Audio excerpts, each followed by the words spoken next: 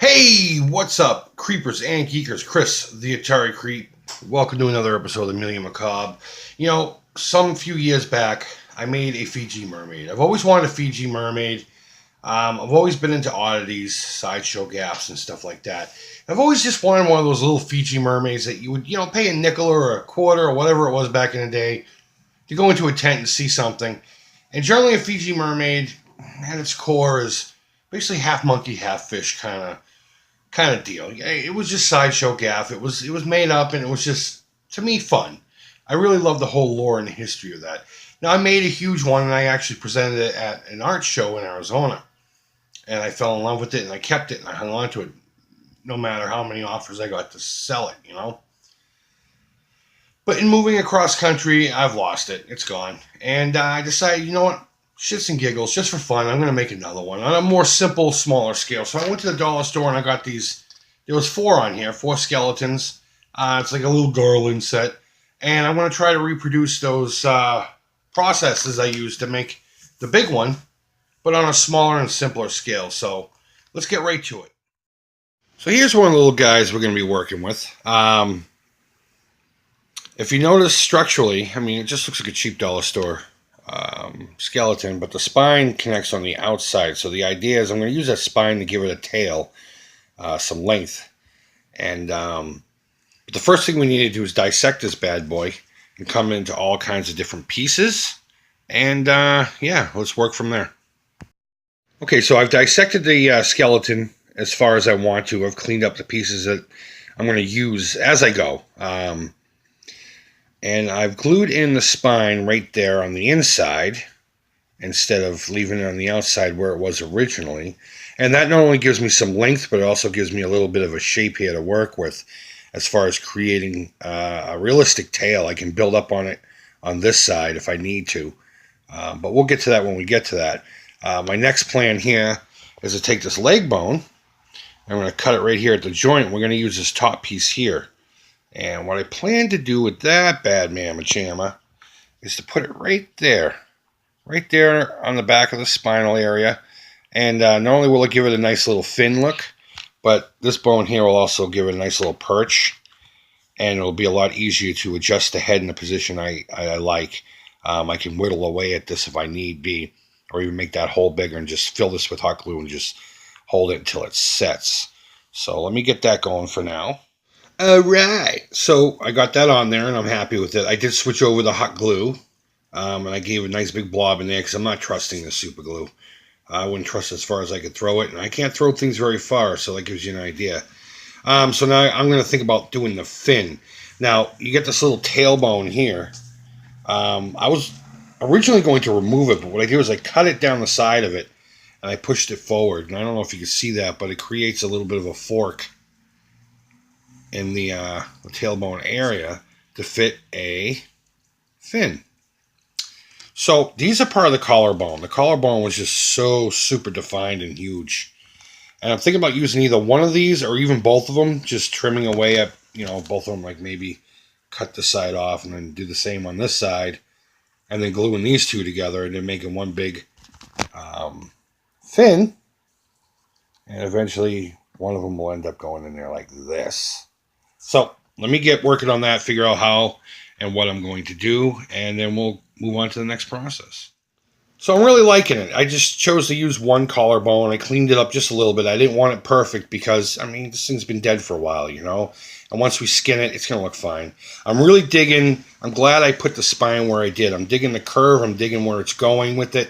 I think it just looks good. So next we need to focus on the arms here. And all I'm probably going to do with this, so I'm just going to do it real simple. I'm going to make it as if it's in this position here, and the arm's going to come down, and the elbow is going to bend out this way. And then I plan on trying to claw the fingers a little bit so they look a little more natural, I can't stand it when I see high five skeletons. It just takes me out of the illusion of what we're trying to create here. So what I'm going to do is I'm going to probably use my lighter in a bowl of water, heat up the joints, put them in a position I want them in, and then dip them in the water. Now, if you do this, this is kind of my disclaimer.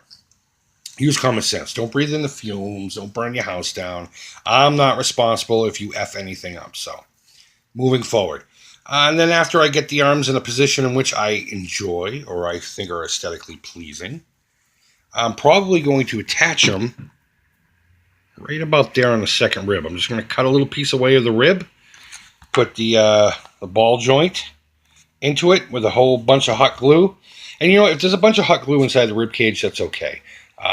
Once we skin it, you're not going to see most of it. And if you do, just paint them like they're organs, you know? Make it look like there's a set of lungs or something in there. I don't know if mermaids have lungs. They don't have gills, so, and they have nostrils and a mouth.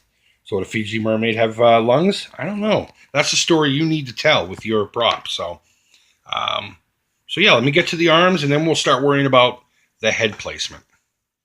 You know, real quick before we do get to the arms, as I was looking at this bad boy, I realized there was really no transition right here. So I took the other leg bone that looked identical to this, and I cut it up a little bit, and just made like kind of a pseudo little transition thing. I may work on it a little bit more. Maybe I'll just leave it like that. Who knows? I did keep the smaller, there it is, the smaller part of that leg bone that I may connect here and bring down, just to, you know, make it a little more uniform. We'll see how it goes, but you know, I just wanted to show that real quick. Yeah, so let's get to the arms finally. All right, so this is where we're at so far. I've gotten quite a bit done. Sometimes I get wrapped up in these projects and I don't stop in between stages, but I got the arms in. All I had to do was, there was a flat piece of plastic right where the arms were cut off. I just cut a hole in it and put the ball sockets into them. I used heat and kind of just reshaped everything. I got rid of one finger on each hand, just so it looks a little more alien, a little more animal-like, you know, whatever.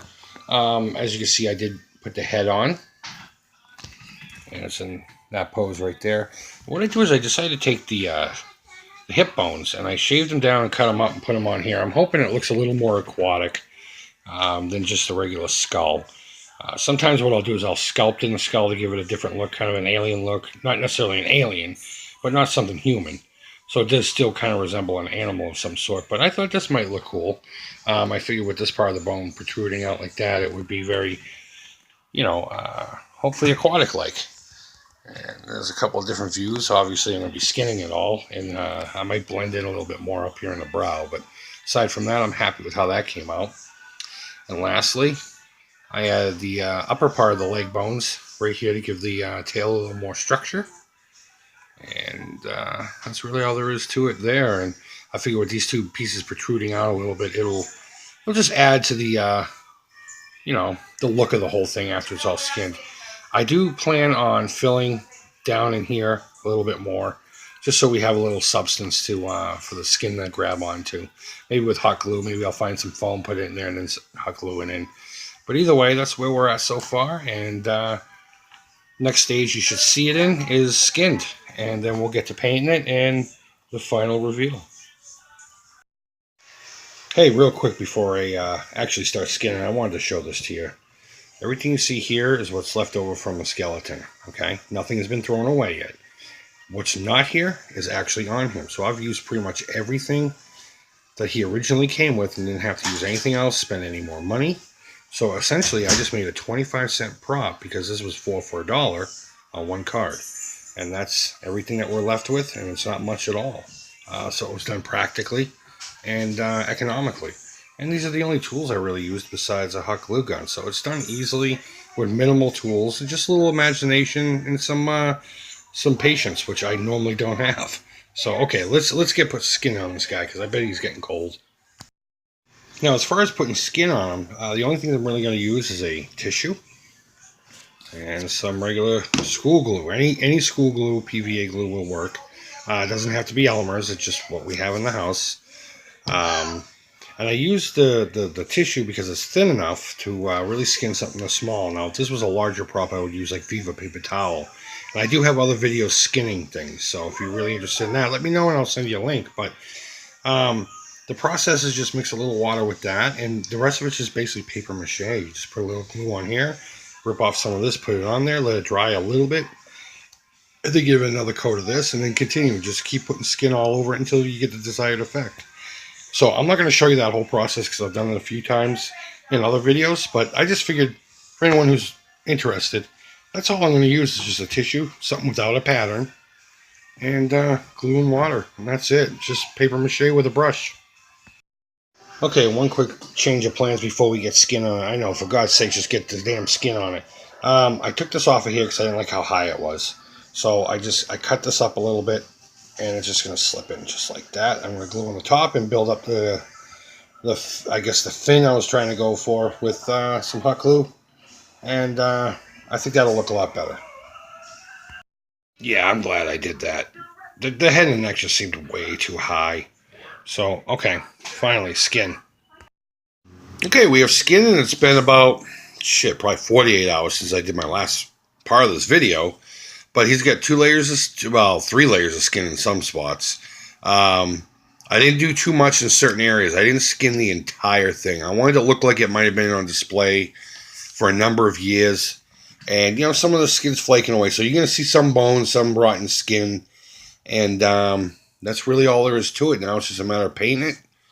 And we're done. I'll come up with some way to display it. Maybe like a little base like this Facehugger I made. Whoa, wait a minute. What is that? Well, we'll get to that here in a second. But yeah, so we're getting ready to paint him. And we're almost in the home stretch. Done. Game over. Much like with the Red Sox. This is just... I was looking at parts of this guy when I was making him. I'm like, hey, that would make a really neat, teeny little face hugger. So I decided to give it a shot. And this, no lie, this took me 10 minutes tops. I think it took longer to heat up the glue gun than it did to make this fucking thing. It's the front rib cage, not the rear. Of course, the spinal column. And these are just the hip bones that I had to cut and just shave a little bit so they would fit together in the back. But I think overall the effect is pretty cool. It's instantaneously recognizable, and it was quick, simple, and of course it didn't cost more than $1/4 to make if you factor in everything involved. The only true modification I really had to do was I had to shave the bottom of the spinal column just to get it to attach to the rib cage properly, so it wouldn't be too high off of it. But aside from that, maybe a little bit of trimming with the hip bones to get them to seat properly, and a little bit of heat manipulation for the fingers. And that's it. So then I remember I had this Easter egg, and I literally was going to make just this, but I forgot all about it. But then after I made this, it sparked my imagination. Maybe I should make a little egg for it. Remembered I had this egg, and Bob's your uncle. I'm getting started on it. And the scale works pretty good, in my opinion. Maybe I'll just display them like that after everything's done. We'll figure that out later. I do apologize. There's no true tutorial for any of this. But if you just paid attention to everything I said, it's really not that difficult. Anyone could friggin' make one of those things. And this is just, like I said, it's just a standard Easter egg thing. And I'm using the leftover Crayola Model Magic fake clay stuff. The same stuff I used on the Necronoma console last year. If you haven't seen that, maybe I'll put a thing at the end of the video with click on this link. You might like this. And I just basically cut an X into the top of this, used heat to open it up, and I'm making all these little forms out of the Model Magic, and then I'm just gluing it down. So we get painting on him, and we'll get figuring on this, and that's it. We'll call it a day.